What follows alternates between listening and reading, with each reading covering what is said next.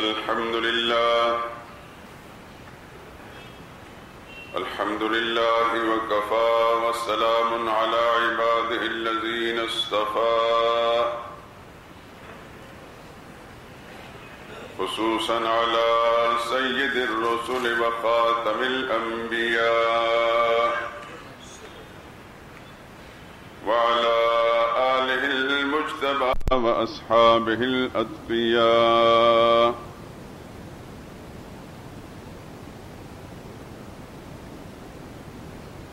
أما بعد فإن خير الحديث كتاب الله وخير الهدي هدي محمد صلى الله عليه وسلم وشر الأمور محدثاتها وكل محدثة بدعة وكل بدعة ضلالة وكل ضلالة في النار.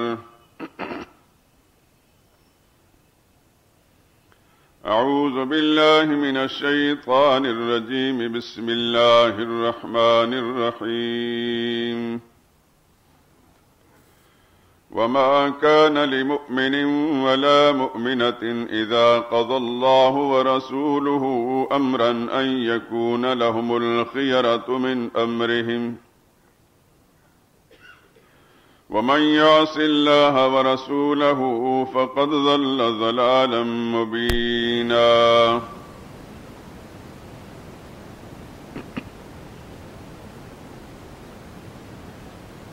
اور کسی مومن مرد اور مومن عورت کو حق نہیں پہنچتا کہ جب اللہ اور اس کا رسول کوئی فیصلہ کر دیں تب اس کام میں اپنا بھی کچھ اختیار سمجھیں، اور جو کوئی اللہ اور اس کے رسول کی نافرمانی کرے گا وہ سری گمراہی میں مبتلا ہو گیا. قال رسول اللہ صلی اللہ علیہ وسلم: لا يؤمن أحدكم حتى يكون هواه تبعا لما جئت به. وقال رسول الله صلى الله عليه وسلم: لا يؤمن أحدكم حتى أكون أحب إليه من والده وولده والناس أجمعين.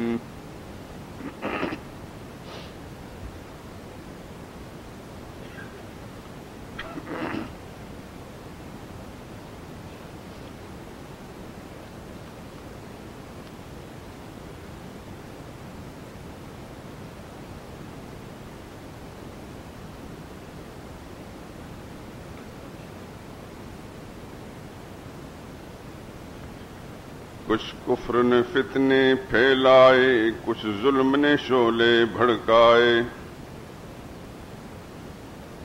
کچھ کفر نے فتنے پھیلائے، کچھ ظلم نے شعلے بھڑکائے. سینوں میں عداوت جاگ اٹھی، انسان سے انسان ٹکرائے. پامال کیا برباد کیا کمزور کو طاقت والوں نے. پامال کیا برباد کیا کمزور کو طاقت والوں نے. جب ظلم و ستم حد سے گزرے تشریف محمد لے آئے. رحمت کی گھٹائیں لہرائیں، دنیا کی امیدیں بر آئیں. اکرام و عطا کی بارش کی، اخلاق کے موتی برسائے. تہذیب کی شمعیں روشن کی اونٹوں کے چرانے والوں میں. تہذیب کی شمعیں روشن کی اونٹوں کے چرانے والوں میں. کانٹوں کو گلوں کی قسمت دی، ذروں کے مقدر چمکائے.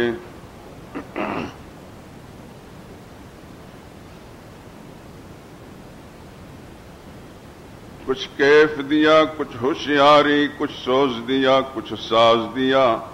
میں خانہ علم و عرفاں میں توحید کے ساغر چھلکائے. ہر چیز کو رعنائی دے کر دنیا کو حیات نو بخشی، صبحوں کے بھی چہروں کو دھویا، راتوں کے بھی گیسو سلجھائے۔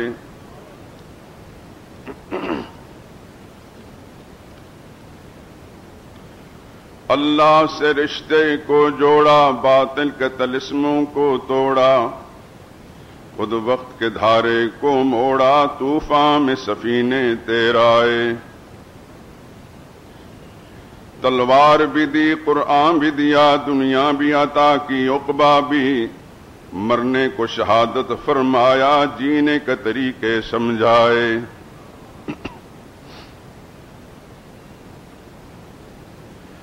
مکہ کی زمین اور عرش کہاں، دم بھر میں یہاں، پل بھر میں وہاں، پتھر کو عطا گویائی کی اور چاند کے ٹکڑے فرمائے۔ مظلوموں کی فریاد سنی، مجبوروں کی غمخواری کی، زخموں پہ نمک، زخموں پہ خنک مرہم رکھے، بے چین دلوں کے کام آئے۔ عورت کو حیا کی چادر دی، عورت کو حیا کی چادر دی، غیرت کا غازہ بھی بخشا، شیشوں میں نزاکت پیدا کی، کردار کے جوہر چمکائے۔ توحید کا دھارا رک نہ سکا، اسلام کا پرچم جھک نہ سکا، کفار بہت کچھ جھنجھلائے، شیطان ہزاروں بل کھائے۔ اے نام محمد صلی علی ماہر کے لیے تو سب کچھ ہے، ہونٹوں پہ تبسم بھی آیا، آنکھوں میں بھی آنسو بھر آئے۔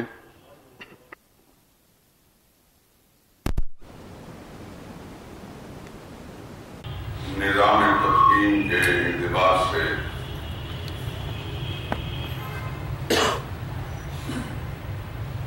اسلامی سال کے تیسرے مہینے ربیع الاول کی آج 10 تاریخ ہے۔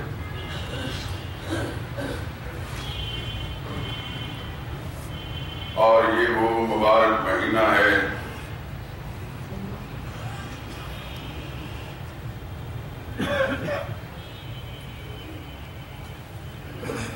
جس میں کائنات انسانی کے سب سے اونچے انسان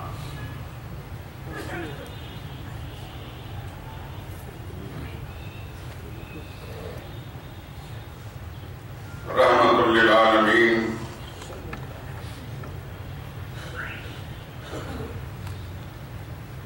خاتم النبیین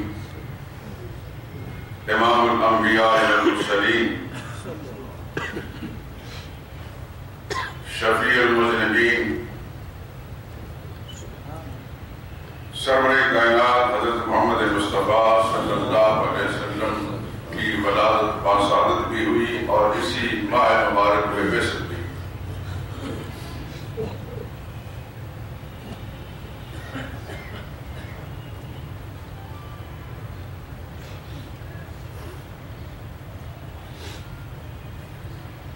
پوری دنیا کے مسلمان اس مہینے میں اپنے ذوق کے مطابق سرور عالم صلی اللہ علیہ وسلم کو خراج تحسین پیش کرتے ہیں، آپ کی مدح و منقبت اور آپ کی تعریف و نعت کے ترانے گاتے ہیں۔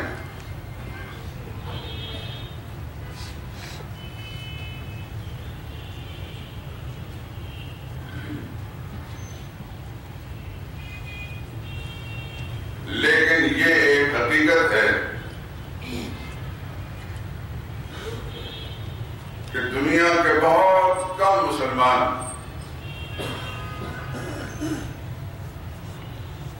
اس حقیقت پہ غور کرتے ہیں کہ سرور عالم صلی اللہ علیہ وسلم کیوں تشریف لائے اور انہوں نے کیا کردار ادا کیا۔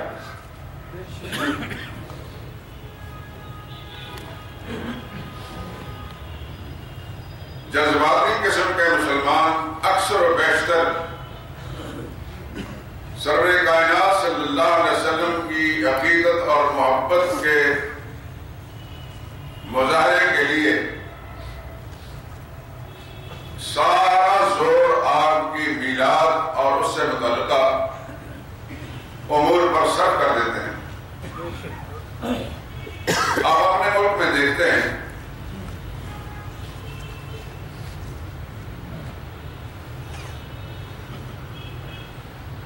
کیا مذہبی پیشوا اور کیا عوام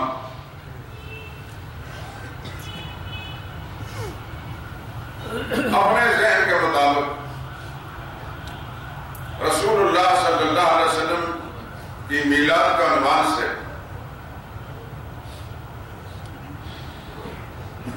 سڑکوں کو، بازاروں کو، عمارتوں کو سجائیں گے، سراہنے کیے جائیں گے، کھانے پکیں گے اور کھائیں گے، شیرینیاں تقسیم ہوں گی، اور بس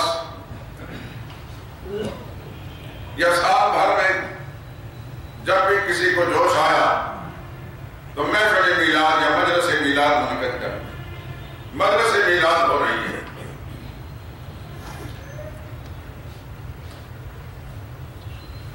کسی بچے یا بچی کی شادی ہو رہی ہے، اس سے پہلے محفل میلاد،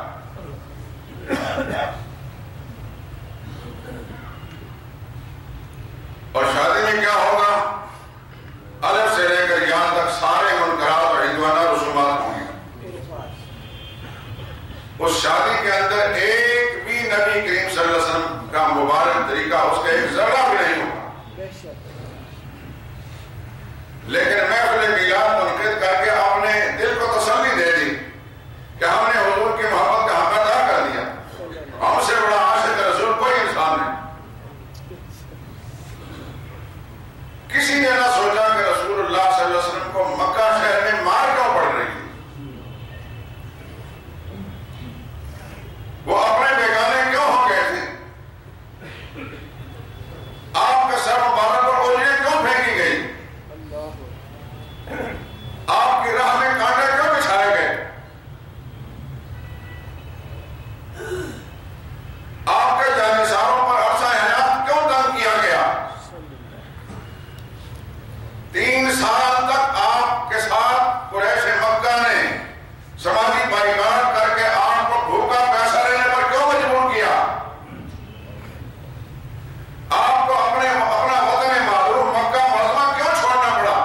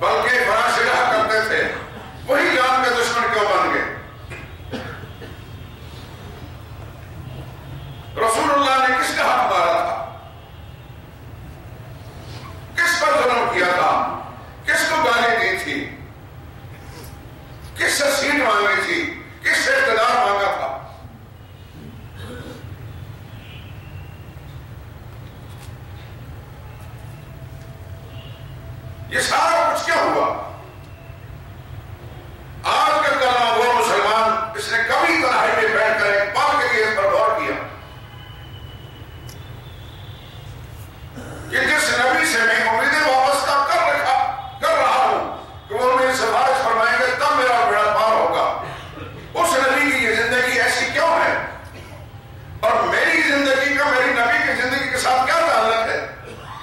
میں لیل و نہار اور شب و روز جس طرح کی زندگی گزار رہا ہوں، جس طرح اپنے گھر میں رہ رہا ہوں، میں اپنے غمی اور خوشی کے معاملات کو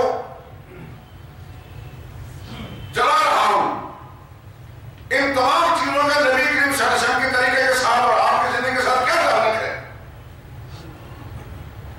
مطلق کوئی انسان غور نہیں کرتا۔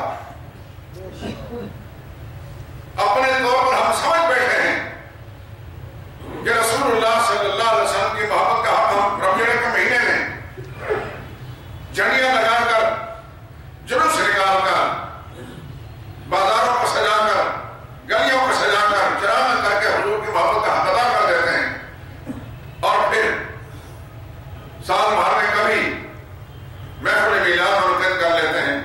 حضور کی محبت کا حق ادا ہو گیا۔ اب ہمیں نہ اپنے کاروبار میں نبی کے طریقے کو سامنے رکھنے کی ضرورت ہے، نہ اپنے خوشی کے معاملات میں، نہ غمی کے معاملات میں، نہ لین دین کے معاملات میں، نہ لڑائی جھگڑوں کے اندر رسول اللہ صلی اللہ علیہ وسلم کے طریقہ مبارک کو سامنے رکھنا ہے۔ ہم آزاد ہیں۔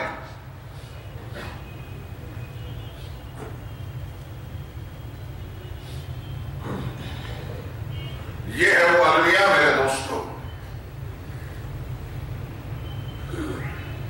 کہ ہم دونوں پن کا شکار ہیں، نیچے سے لے کر اوپر تک، معاشرے کے سب سے نچلے انسان سے لے کر سب سے اوپر بیٹھے ہوئے انسان تک دونوں پن کا شکار ہیں۔ نہ تو رسول اللہ سے ہم کلیت اللہ تعالیٰ کی کا اعلان کرتے ہیں، اور نہ رسول اللہ کا طریقہ ہم اپناتے ہیں۔ کیا ہمارا عدالتی نظام نبی کے طریقے کے مطابق ہے؟ کیا ہمارا تجارتی نظام نبی کے طریقے کے مطابق ہے؟ کیا ہماری سیاست نبی کے طریقے کے مطابق ہے؟ کیا ہمارا حکومتی نظام نبی کے طریقے کے مطابق ہے؟ کیا ہماری شادی رسول اللہ صلی اللہ علیہ وسلم کی اپنی صاحبزادی یا خود رسول اللہ صلی اللہ علیہ وسلم کی شادیوں کے مطابق ہے؟ اگر ایسا نہیں تو جو ہم کلمہ ہم پڑھتے ہیں، اس کلمے میں جو ہم اقرار کرتے ہیں، کیا اس میں ہم راست بات ہیں، ہم سچے ہیں؟ جب ہم کہتے ہیں لا الہ الا اللہ محمد رسول اللہ، تو واقعہ محمد رسول اللہ کو ہم مانتے ہیں؟ یہ زبان سے ایک بول ہے جو ہم نے بول دیا ہے۔ محمد رسول اللہ کو تو وہ مانتا ہے جو نبی کے رنگ میں رنگا گیا۔ محمد رسول اللہ صدیق اکبر نے پڑھا تھا۔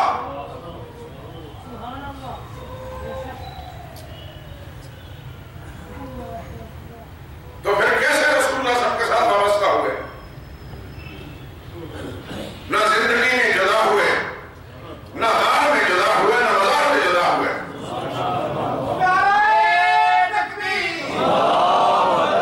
شان صحابہ تاجدار حب نبوت۔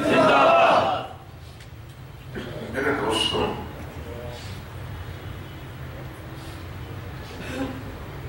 یہ کیا وجہ ہے؟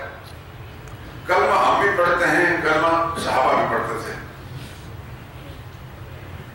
اسی نبی کا کلمہ وہ بھی پڑھتے تھے، اسی نبی کا کلمہ ہم پڑھتے ہیں، اسی نبی کی سکھائی ہوئی نماز وہ بھی پڑھتے تھے اور ہم بھی پڑھتے ہیں، وہ بھی مسجد میں پڑھتے تھے، ہم بھی مسجد پڑھتے ہیں، وہ باجماعت پڑھتے تھے، ہم بھی باجماعت ادا کرتے ہیں، اس نبی کے بتائے ہوئے طریقوں کے مطابق زکوٰۃ ہم بھی دیتے ہیں، حج بھی کرتے ہیں، قربانی بھی دیتے ہیں۔ البتہ ایک چیز جو نبی کی زندگی میں ہمیں دکھائی دیتی ہے، آج نہیں ہے۔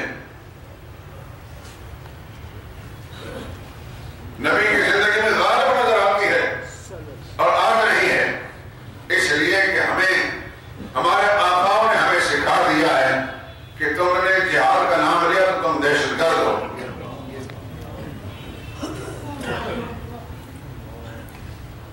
ہر مجاہد دہشت گرد، جہاد دہشت گردی ہے۔ پتہ نہیں ان کا بس نہیں چلتا کہ قرآن کریم سے ساری جہاد و قتال کی آیتیں نکالتے۔ بدر میں بھی پیغمبر مجاہد نظر آتے ہیں، احد کے میدان میں مجاہد نظر آتے ہیں، حنین میں مجاہد نظر آتے ہیں، احزاب میں مجاہد نظر آتے ہیں، خیبر میں مجاہد نظر آتے ہیں، دیگر غزوات میں بھی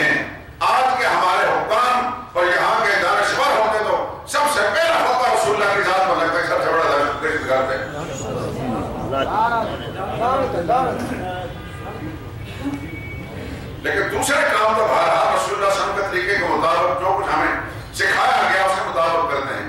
کیا وجہ ہے کہ ہماری کیفیت صدیق اکبر جیسی نہیں بن رہی؟ ہماری نمازیں ظاہری ڈھانچہ صدیق اکبر کی طرح ہے لیکن اس کی حقیقت نہیں ہے. صدیق اکبر نماز پڑھ کر اللہ کی بارگاہ میں ہاتھ اٹھاتے ہیں, اسی وقت اللہ کی مدد آ جاتی ہے.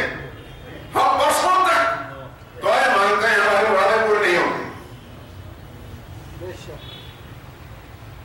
ظاہری ہے ظاہری ڈھانچہ, رکعتوں کی تعداد بھی وہی ہے, رکوع سجدہ بھی اسی انداز سے ہے,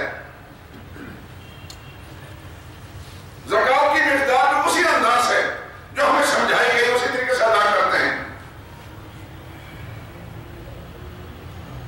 کیا آج صحابہ اکرام ایمانداری سے بتائیے, صحابہ اگر موجود ہوں, اللہ ان کو پھر بھیج دے, وہ قادر مطلق ہے, تو وہ ہمیں دیکھ کر, ہمارے کرتوتوں کو دیکھ کر ہمیں کہیں گے کہ تم اس برادری کے لوگ جو محمد مصطفیٰ صلی اللہ علیہ وسلم اس نے برادری قائم کی تھی.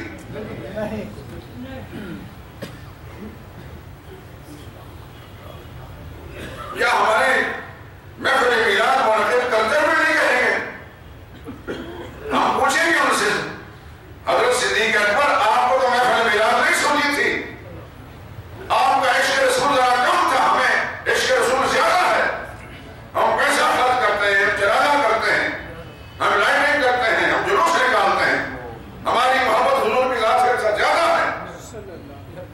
فاروق اعظم سے پوچھیں, آپ نے اپنے 10 سال دور خلافت میں نہیں کیا, آپ نے جو کام بنایا تھا ہم نے اس کو زندہ کیا. اور عثمان سے کہیں گے آپ نے 12 سال دور خلافت میں کچھ نہیں کیا, ہم کر رہے ہیں.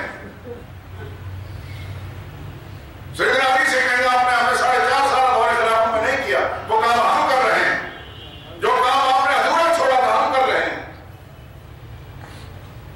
آپ کے مقابلے ہمارا عشق رسول زیادہ ہے. تو کیا یہ باتیں کہہ کر اگر آج صحابہ آ جائیں تو صحابہ کرام کو ہم منوا لیں گے کہ ہم تمہاری طرح کے مسلمان ہیں؟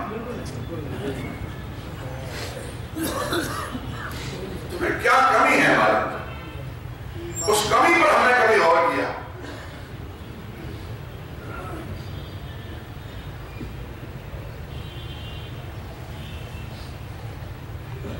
زندگی کا کون سا طریقہ ایسا ہے کہ جس میں ہم نے پورے شعور کے ساتھ, پورے اہتمام کے ساتھ, پوری سوچ کے ساتھ, پورے ارادوں کے ساتھ نبی کریم صلی اللہ علیہ وسلم کے طریقوں کو اپنانے کی کوشش کی ہو, اس خیال سے کہ ہماری نسبت اپنے آقا کے ساتھ جڑ جائے.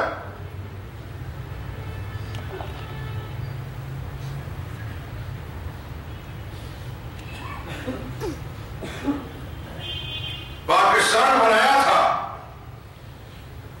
ہم تو نہیں تھے, لیکن بڑوں سے ہم نے تواتر کے ساتھ یہ سنا ہے کہ پاکستان قائم کرنے والے اس وقت کے جتنے لیڈر ٹائپ لوگ تھے وہ لوگوں سے یہ نعرہ لگوایا کرتے تھے, اور اس زمانے کے لوگ گلی گلی کے اندر یہ نعرہ لگواتے, پاکستان کا مطلب کیا؟ لا الہ الا اللہ. وہ کدھر ہے جس کے لیے پاکستان بناتے وقت لوگوں سے قربانیاں لی گئی تھی؟ وہ لا الہ الا اللہ کی بالادستی کہاں ہے؟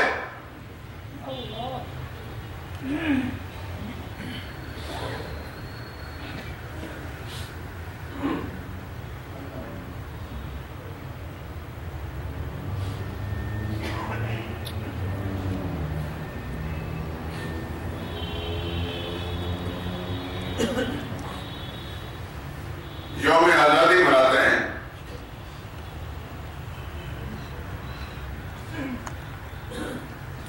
31 دسمبر کی رات کو کلمہ گاؤں نے اور کلمہ گاؤں کی اولادوں نے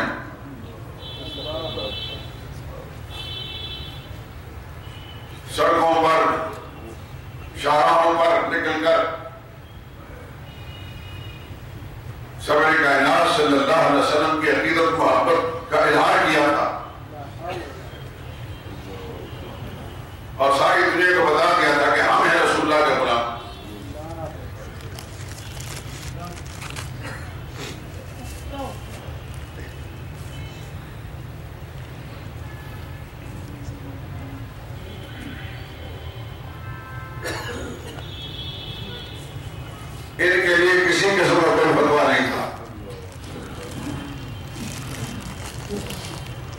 سب کام عین آئین اور قانون کی روشنی میں کر رہے تھے.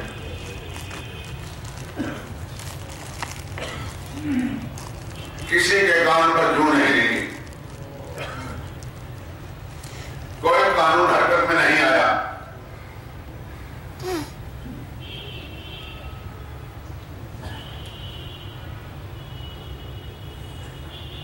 اس ملک میں اگر جرم ہے, کوئی کام جرم نہیں سوائے اس کے یہ مطالبہ کیا جائے کہ یہ ملک بناتے وقت, قائم کرتے وقت مسلمانوں سے قربانیاں مانگی گئی تھیں. ایک بڑی تعداد میں مسلمانوں نے اپنی جائیدادیں املاک چھوڑی اور راستے میں کٹ گئے. اس لیے قربانی نہیں دی تھی کہ فلاں بن فلاں حاکم بن جائے, فلاں پارٹی حاکم بن جائے. اس لیے قربانی دی تھی کہ ہم ہندوؤں سے الگ ہو کر ایک ایسا خطہ لیں گے جہاں آزادی کے ساتھ ہم اللہ کے احکام پر عمل پیرا ہوں گے اور اللہ کے قانون کو بالادستی دے کر اس کی روشنی میں زندگی کے سارے نظام کریں گے.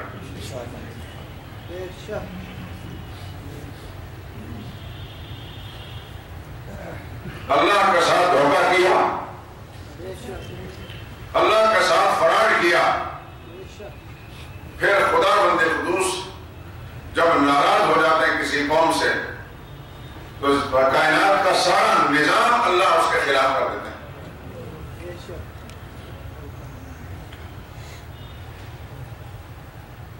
ربع صدی نہیں گزری تھی کہ پاکستان دو لاکھ ہو گیا, دو ٹکڑے ہو گئے اس کے, اور جو باقی بچا ہے اس کے بارے میں صرف رب جانتا ہے کہ کیا ہونا ہے. کیونکہ ہر وقت غیر یقینی صورتحال باقی ہے, قائم ہے. کیا ہونے والا ہے؟ اگر کوئی شخص یہ سمجھے کہ زور کے ساتھ طاقت استعمال کر کے کسی کو اپنے ساتھ متحد رکھ سکتے ہیں, بمباری کر کے گولیاں برسا کر ہم اس کو ساتھ متحد رکھ سکتے ہیں, یہ بہت بڑی خام خیالی ہے. اگر ایسا ہوتا تو مشرقی پاکستان کبھی الگ نہ ہوتا. پاکستانی فوج نے پوری قوت لگا دی تھی, پوری طاقت صرف کر دی تھی, اور پھر تاریخ کی آنکھوں نے یہ بھی دیکھا پلٹن میدان کے اندر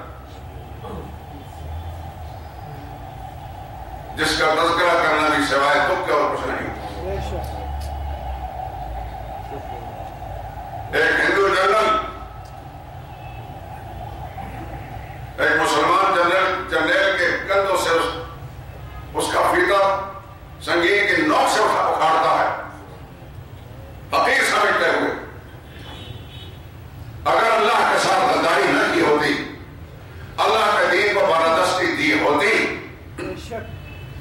پاکستان پر مسلط غدار حکمرانوں نے غداری نہ کی ہوتی, خدا کے قانون کو بالادستی دی ہوتی, اللہ کی مدد ان کے ساتھ آتی, کبھی مشرقی پاکستان کا مسلمان الگ نہ ہوتا.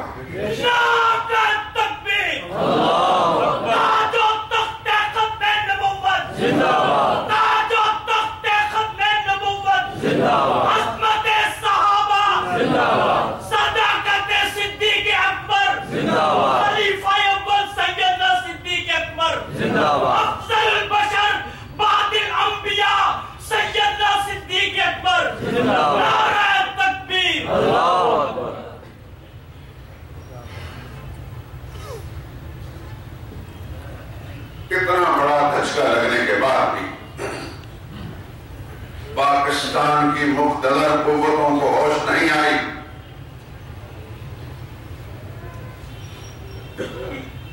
پاکستان میں بسنے والے اکثریت مسلمانوں کی زبانوں پر مقتدر قوتوں سے یہ مطالبہ نہیں آتا کہ دین سے غداری کرنے کے سبب سے آدھا ملک گنوا بیٹھے ہو.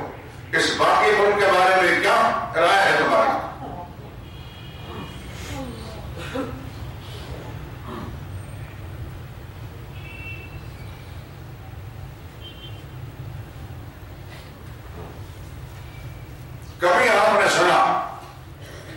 کسی مقتدر قوت کے کسی فرد کی زبان سے کہ ہم نے اس ملک کے اندر اللہ کے قانون کو بالادستی دینی ہے. غالباً جہاں تک مجھے یاد پڑتا ہے یہاں کے صاحب اقتدار لوگوں میں سے کسی کی زبان پر یہ جملہ تھا، دل کا حال میرا رب جانتا ہے، اور وہ آخری فرد جنرل ضیاء الحق تھا. اس کے بعد پھر کسی کو توفیق نہیں ہوتی.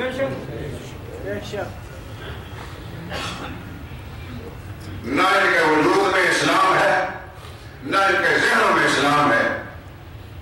اقتدار اول ہے اور اقتدار آخر ہے، مفاد اول ہے اور مفاد آخر ہے. میرے دوست اور بزرگوں میں مخاطب آپ سے ہوں، ضمناً باتیں ادھر ہو جاتی ہیں. یہ ملک ہمارا ہے، اسی میں ہم پیدا ہوئے ہیں اور اسی میں ہم نے مرنا ہے اور اسی میں دفن ہونا. ہمارے آقا باہر کے ملکوں میں نہیں ہیں، ہماری دولتیں بیرون ملک کے بینکوں میں نہیں ہیں کہ یہاں خدا نخواستہ کوئی آفت آ جائے امریکہ میں جا کر بیٹھ جائیں. آپ کے پاکستانی جرنیلوں کی بڑی تعداد یہاں سے ریٹائر ہوتے ہیں، وہاں جا کر آباد ہوتے ہیں. یہ بات میں اس لیے کہہ رہا ہوں کہ میرے کچھ عزیز امریکہ میں اور ان کے ساتھ ان کو اپنا بیٹھنا ہوتا ہے.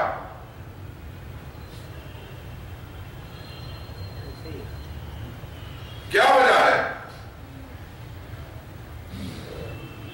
دولت یہاں کی، پیسہ یہاں کا، مراد اور مفادات یہاں کا، ریٹائرمنٹ کے بعد فوراً وہاں چلے جاتے ہیں. آپ اس ملک کے اندر پیدا ہوئے، اس ملک میں رہ رہے ہیں اور اس ملک میں جینا ہے، اس ملک میں مرنے کی امید ہے. یہ آپ کا ملک ہے، بالادست قوتوں کا نہیں ہے. اس لیے کہ ان کے مفادات اس ملک کے ساتھ وابستہ اگر ہیں تو صرف اس وقت تک جب اقتدار ان کے پاس ہے. جب اقتدار سے معذور ہو گئے تو پھر کسی اور جگہ. آپ یہ سوچیں کہ کیا یہ دوہرے قسم کے نعرے لگانے سے اللہ ہم سے راضی ہو جائے گا؟ کیا ہم اپنی اولادوں کو، اپنی نسلوں کو یہ بات، یہ سبق پڑھاتے ہیں روزمرہ کی زندگی کے اندر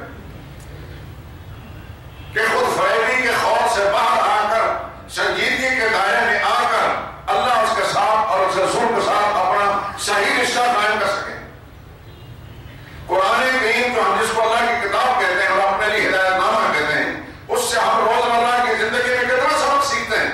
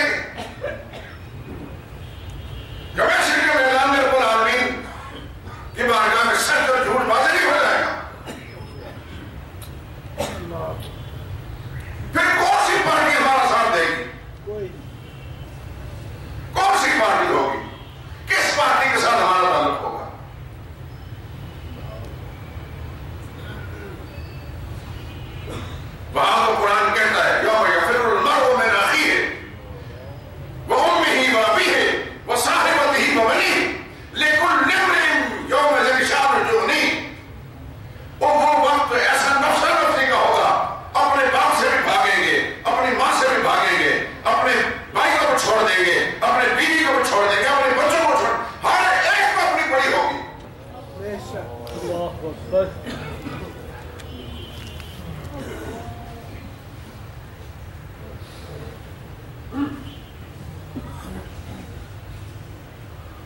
دوستوں، تلخ باتیں ہماری اکثریت ایسی ہے کہ سننے کا حوصلہ نہیں رکھتی، سچی باتیں سننے کا حوصلہ ہم نہیں رکھتے۔ ہمارا ایک قومی مزاج بن چکا ہے، گول مول باتیں ہم کرتے ہیں اور گول مول باتیں سننے کا عادی۔ یہی وجہ ہے کہ سچائی ہمیں پسند نہیں، راست بازی ہمیں پسند نہیں، اس واسطے ہمیں اللہ تعالیٰ نے ایسا حاکم بھی نہیں دیا جو راست باز ہو۔ اور تو اور مذہبی پیشوا بھی ہمیں راست باز نہ دیے، یہ ہمارے جرائم کی سزا ہے کہ مسجد کا ممبر جس میں اللہ کے قانون، اللہ اور اس کے رسول کے فیصلوں کو بالادستی دے کر قوم تک پہنچانا چاہیے، وہاں بھی دوگلی باتیں ہوتی ہیں۔ اللہ کی توحید سے مسجد کا ممبر خالی ہے، نبی کریم صلی اللہ علیہ وسلم کے سنت سے مسجد کا ممبر خالی ہے۔ 1,00,000 کئی ہزار پیغمبر خدا نے توحید بیان کرنے کے لیے بھیجے۔ آج آپ کی کتنی مسجدیں ہیں اللہ کی توحید کا نعرہ بلند ہوتا ہے، کتنی مسجدیں ہیں جہاں رسول اللہ صلی اللہ علیہ وسلم کے سنتوں کا نور پھیلایا جاتا ہے، وہ کتنی مسجدیں ہیں جس میں صحابہ کرام کو اسوہ حسنہ لوگوں تک پہنچایا جاتا ہے۔ مولوی بھی وہ اچھا لگتا ہے جو گول مول باتیں کریں، سچ کہنے والا ہمیں کوئی پسند نہیں، ہمارا مزاج سچ کہنے کا بھی نہیں، سچ سننے کا بھی نہیں۔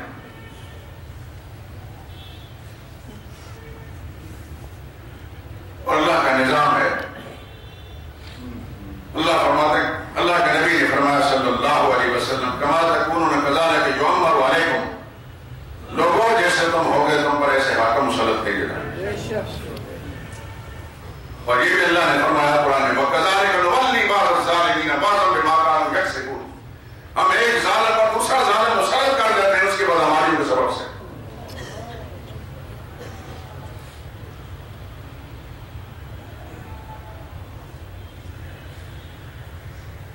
میرے دوستو، جہاں تک نبی کریم صلی اللہ علیہ وسلم کی ذات اقدس، آپ کی عظمت اور آپ کی خوبیوں اور کمالات کا تعلق ہے، ان کے بارے میں تو صرف اتنا کہہ دینا کہ ہماری طرح کے لاکھوں انسان دنیا میں پیدا ہو جائیں، شب و روز محمد مصطفیٰ صلی اللہ علیہ وسلم کی مدح اور تعریف سے رب اللسان رہیں، آپ کا مرتبہ مقام کس سے بھی بڑا اور بڑا ہے۔ غالب کیسا بھی تھا لیکن ایک شعر ایسا قیمتی کہہ گیا، غالب سنائے خواجہ پہ یزدان گلاشتیں کذات پاک مرتبہ دانے محمد است، کہتے ہیں محمد مصطفیٰ صلی اللہ علیہ وسلم کی مدح اور تعریف کا معاملہ ہم نے رب کے حوالے کر رکھا ہے، اس لیے کہ اللہ ہی جانتے ہیں محمد مصطفیٰ صلی اللہ علیہ وسلم کا مرتبہ مقام کیا ہے۔ نعرہ تکبیر!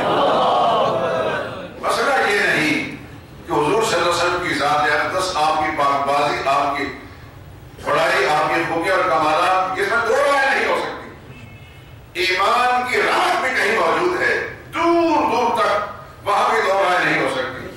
کوئی حتمی طور پر قطعی کافر ہے، کوئی مشرک ہے، کوئی اللہ کا باغی نافرمان ہے، وہ اگر رسول اللہ کے ذات میں شک کرے تو وہ ہمارے لیے قابل اعتبار نہیں، لیکن ایمان کا ذرہ بھی کہیں گوشت جسم کے کسی حصے کا موجود ہوگا، وہاں دو رائے نہیں ہو سکتی حضور صلی اللہ علیہ وسلم کی ذات اقدس کے بارے میں کہ حضور صلی اللہ علیہ وسلم کو اللہ نے کتنا اونچا مقام عطا کیا۔ مسئلہ یہ نہیں، مسئلہ یہ ہے کہ رسول اللہ کیوں تشریف لائے تھے، کیا ذمہ داری ہمیں سونپ گئے، ہم نے کیا کرنا ہے، رسول اللہ نے کس مسئلے کی خاطر مار کھائی، رسول اللہ کس مسئلے کی خاطر مکہ سے نکالے گئے، صحابہ کو نکالا گیا، کس مسئلے کی خاطر رسول اللہ صلی اللہ علیہ وسلم پر بدر کے میدان میں چڑھائی کی گئی، اور کس وجہ سے رسول اللہ صلی اللہ علیہ وسلم احد کے میدان میں زخمی ہوئے، وہ کون سا مسئلہ تھا جس کے لیے رسول اللہ صلی اللہ علیہ وسلم کے چچا کے ٹکڑے ٹکڑے کیے گئے۔ کیا ایک مسلمان جو لا الہ الا اللہ پڑھنے والا ہے کبھی اس نے غور کیا ہم کس قدر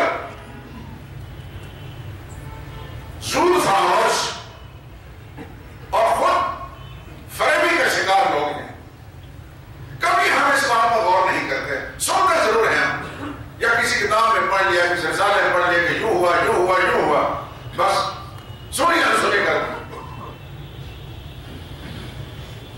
کہ اللہ ہم سے نہیں پوچھیں گے جس نبی کا تم کلمہ پڑھتے تھے تم نے کبھی غور کیا کہ تمہارے نبی کو مکہ سے کیوں نکالا گیا؟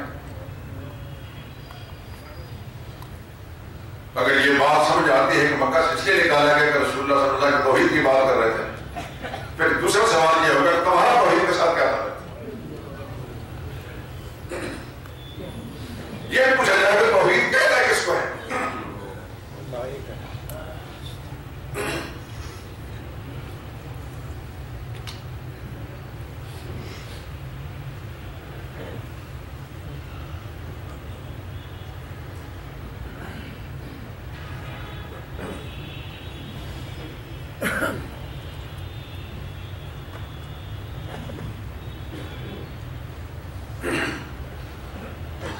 کیا مجھے معلوم نہیں، آپ حضرات رہنمائی کر سکتے ہیں، پاکستان کی سب سے اونچی کرسی پر اقتدار کے منصب بیٹھنے والے حکمران لا الہ الا اللہ محمد رسول اللہ کے مطابق توحید کے اور سنت کے مکمل طور پر کاربند تھے؟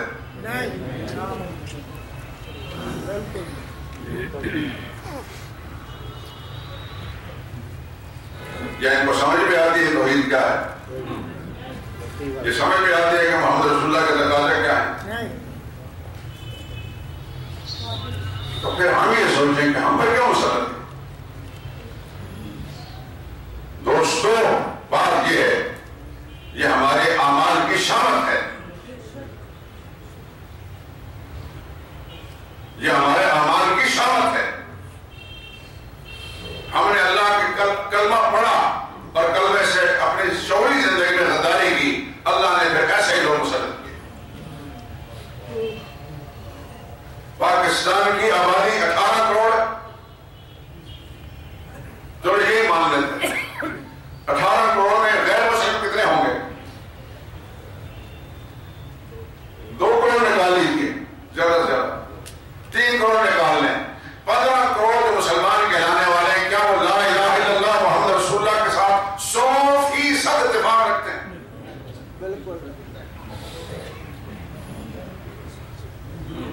قرآن کریم کی 6236 آیات، 114 صورتیں، ان کے اندر جو کچھ بھی بیان ہوا ہے وہ پاکستان میں بسنے والا کلمہ گو مسلمان سمجھ چکا ہے، اسے پتا ہے کہ قرآن کے مضامین کیا کیا ہیں۔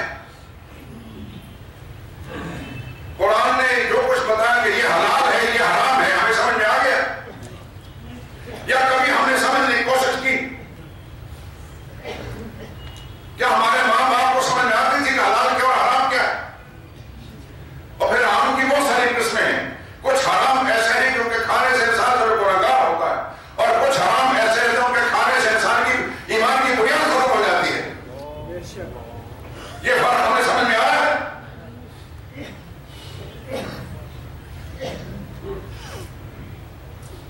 تو پھر ہمارا قرآن پر ایمان ہے، دنیا کی واحد مظلوم کتاب ہے جس کے ماننے والا اس سے بے خبر ہے۔ میں حرم شریف میں بیٹھا تھا، کئی سال پرانی بات ہے، میرے ساتھی مدر شفیع صاحب اور میں عمرے کے لیے گئے اور کچھ دن رمضان مبارک میں بھی حرم میں، آپ جانتے ہیں کہ رمضان کے مہینے میں کس قدر رش ہوتی ہے، قسمت سے کسی صاحب میں جگہ ملتی ہے۔ تو بالکل میرے ساتھ متصل ایک صاحب قرآن کریم تلاوت کر رہے تھے اور اونچی آواز سے کر رہے تھے، آواز بڑی دلکش تھی، لیکن اللہ کی شان میں قرآن کریم کی ہر سطر کے اندر وہ یا ہر کلمے کے اندر غلطی کر رہے تھے۔ تھوڑی دیر کے لیے تو میں نے خاموشی اختیار کی اور اس خاموشی کا جرم کا مرتکب ہوا، لیکن آخر مجھ سے نہ رہا گیا۔ اب میرے لیے ممکن نہیں تھا کہ اٹھ کر کہیں دور چلا جاؤں،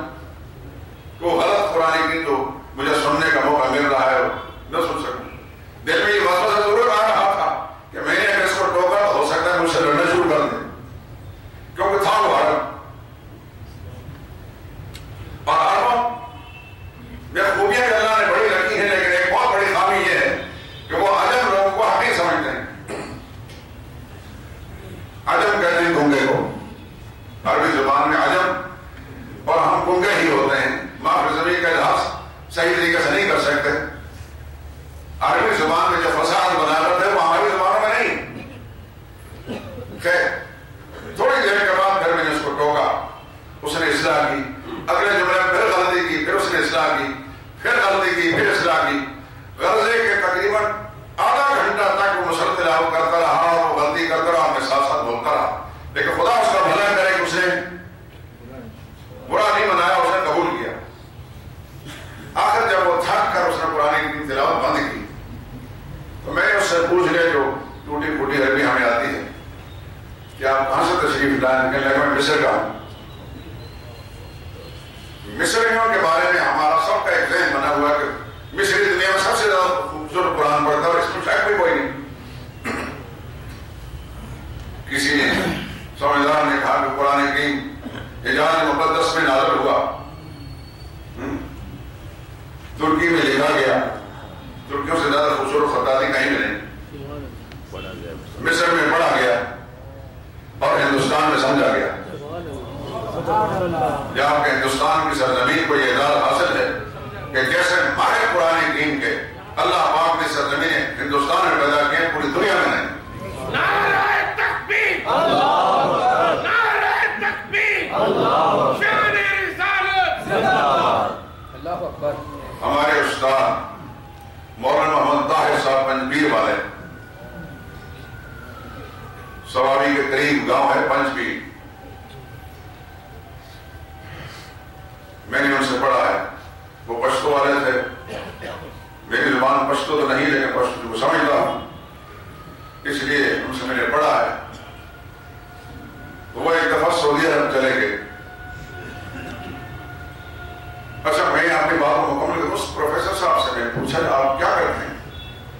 کہتے ہیں میں ازہر یونیورسٹی میں استاد ہوں. میں تو لفظ اٹھا، یا اللہ، استاد اور ازہر دنیا کا سب سے پرانا تعلیمی ادارہ، وہ 1200 سال سے زیادہ ہو گیا جامعہ ازہر کو، اور ازہری لوگ پوری دنیا کے اندر بڑے نامی گرامی ہو گئے. یہ کیا کر رہا ہے؟ میں نے اس سے پوچھا کیا پڑھا تھا؟ اس نے کہا میں حساب پڑھا تھا. لیکن مجھے حیرت اس بات کو ہوئی کہ مصری تھا والا، اس خطے کا رہنے والا، اس میں قرآن کریم تو صحیح پڑھنا چاہیے تھا. یعنی میں اس پہلے سمجھتا تھا کہ یہ خامی ہمارے اندر ہے، ہمارے اس ملک کے اندر قرآن کریم پڑھنا نہیں آتا، عربوں کے اندر یہ خامی. میں بات عرض کر رہا تھا کہ مولانا طاہر صاحب رحمۃ اللہ تعالی یہاں سے عمرے کے لیے حج کے لیے تشریف لے گئے. کسی پاکستانی نے ائمہ حرمین سے تعارف کرا دیا. حرم کے جو ائمہ ہیں بڑے لوگ ہیں، وہ شیخ عبداللہ بن سبیل رحمہ اللہ تعالیٰ اور دیگر جو بڑے بڑے اکابر تھے. خیر انہوں نے پھر اور یہ تعارف کرایا کہ یہ پاکستان کے عالم ہیں، بڑے ماہر قرآن ہیں اور بڑے توحید کے علمبردار ہیں. انہوں نے ملاقات کی، خواہش ظاہر کی، انہوں نے اکرام کیا، ان کی ضیافت کی. تو انہوں نے کہا کہ ہم نے سنا ہے کہ آپ قرآن کے بڑے ماہر ہیں، تو آپ کے استاد کون ہیں؟ انہوں نے فرمایا کہ پاکستان کے اندر ایک خطہ ہے، صوبہ ہے، اس کو پنجاب کہتے ہیں. پنجاب کے ایک نواحی علاقے کے اندر میاں والی ایک علاقہ ہے، وہاں ایک چھوٹا سا قصبہ ہے، وہاں بچرا، وہاں ایک اللہ کا نیک بندہ پیدا ہوا، اس کا نام حسین علی تھا. پھر ایک زمیندار تھے وہاں کے حسین علی، ان کے پاس بیٹھ کر میں نے قرآن کریم پڑھا. ان کو تجسس ہوا کہ اتنا ماہر قرآن کے شمار ہوتا ہے، کیا انہوں نے کہا ہے؟ عرب لوگ عام ہیں، کتابیں ہمارے پاس، مسائل ہمارے پاس. انہوں نے کہا آپ کے شیخ نے آپ کو کس طرح پڑھایا؟ انہوں نے کہا سنے پھر قرآن کریم کے سورتوں کے جب خلاصے بیان کیا مولانا طاہر صاحب رحمہ اللہ، تو وہ حیران رہ گئے اور حیران ہو کر انہوں نے کہا کہ آپ کے شیخ کا طریقہ ہمارے شیخ اس ہمراہ شیخ محمد بن منوار بورادلی، کیونکہ ان کی اولاد میں سے کچھ علماء تھے، ان سے ملتا ہے. مولانا محمد طاہر رحمہ اللہ نے صاف انکار کیا، کہنے لگا بالکل غلط، ہمارے شیخ کا طریقہ تمہارے شیخ سے نہیں ملتا. اس میں کوئی شک نہیں کہ شیخ محمد بن عبدالوہاب نے قرآن کریم کے ساتھ ساتھ احادیث طیبہ سے استنباط کر کے استدلال کر کے کتاب توحید لکھی، اس کا بڑا دنیا میں نام ہے، کام کیا. لیکن ہمارا شیخ جو ہے وہ قرآن کریم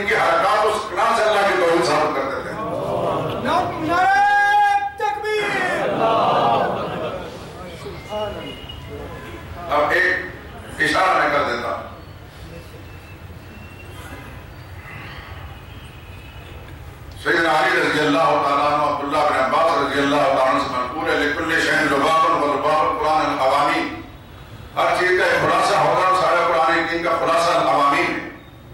24 سپارے سے لے کر 26 سپارے تک 7 صورتیں ہیں جو حامیم حامیم حامیم کے لفظ جو ان صورتوں میں سوائے اللہ کی توحید کا کوئی مسئلہ نہیں۔ تو صحابی رسول فرماتے ہیں قرآن حکیم کا لب لباب عوامی ہے اور عوامین کا خلاصہ کیا ہے؟ فتح اللہ مخلصین لہ الدین، سورہ حامیم مومن آتا ہے اللہ کو پکارو خالص اس کی پکار ہونی چاہیے، اور حوامین کا مدہ فاعبد اللہ مخلصا لہ الدین، اور کہتے ہیں حوامین کا خلاصہ سورہ فاتحہ کے اندر موجود ہے ایاک نعبد و ایاک نستعین، سورہ فاتحہ کے اندر موجود ہے، اور سورہ فاتحہ کا خلاصہ بسم اللہ الرحمن الرحیم کی بعد میں موجود ہے۔ عربی گرامر کے اعتبار سے یہ با جو ہے کئی قسم کی آتی ہے، اس میں سب سے مشہور قسم با استعانت کی۔ جب آپ کہتے ہیں بسم اللہ الرحمن الرحیم تو اس کا معنی اللہ کا نام، اللہ جو رحمان الرحیم ہے اس کے نام کی مدد سے یہ کام شروع کر رہا ہوں، تو یہ مدد کا معنی بسم اللہ کی با کے اندر پایا جاتا ہے۔ یہ تھے مولانا حسین صاحب رحمۃ اللہ تعالیٰ۔ بات عرض کر رہا ہوں میرے دوستو، آپ پنجابیوں آپ کو یہ شرف حاصل ہے کہ آپ کے اس خطے کے اندر خدا نے وہ انسان پیدا کیے سری کے اندر کی پوری دنیا میں اس کی نظیر نہیں تھی۔ سبحان اللہ۔ اور پھر ان کے شاگرد مولانا ملتائی صاحب کا میں کہہ سکتا ہوں اپنی زندگی میں روئے زمین پر مولانا ملتائی سے زیادہ ماہر قرآن کوئی انسان نہیں، لیکن کیا اتنا کچھ اللہ کا انعام ملنے کے باوجود ہمارا قرآن سے تعلق ہے؟ ہم پنجابی لوگ، پنجاب میں رہنے والے قرآن حکیم کے ساتھ روزانہ کیا معاملہ کرتے ہیں؟ میں ہاتھ جوڑ کر آپ حضرات سے درخواست کرتا ہوں دوستو، اللہ کے قرآن کے ساتھ جڑ جاؤ، نبی کی صحیح میلاد بھی منا لو گے، نبی کے ساتھ عشق محبت کا بھی تقاضا پورا ہو جائے گا، لیکن قرآن سے کٹر ہے رب کعبہ کی قسم، دنیا بھر کی جھڑیاں لگا لو، دنیا بھر کے چلانا کر لو، اللہ راضی ہوگا، اللہ کے رسول راضی ہوں گے۔ آواز دعوانا الحمدللہ رب العالمین۔ یہ 2 پمفلٹ میں لکھے تھے جرابوں پر مسح کا حکم، آج کل لوگ جرابوں پر مسح کرتے ہیں، یہ پمفلٹ پڑھ لیں انشاءاللہ مسئلہ ملے گا۔ مسجد میں دوسری جماعت کا حکم، یہ بھی آپ کو باہر سے مل جائے گا اور اس کی قیمت کوئی نہیں۔ فضائل توبہ و استغفار ایک کتاب ہے مولانا عاشق علی بلندشہری رحمۃ اللہ نے لکھی ہے۔ آج ہم لوگ قدم قدم پر جرم اور گناہ کرتے ہیں، لیکن توبہ اور استغفار پر ہماری توجہ نہیں ہے۔ آپ حضرات کو ضرور لیں تاکہ اللہ تعالیٰ توفیق نصیب فرمائے۔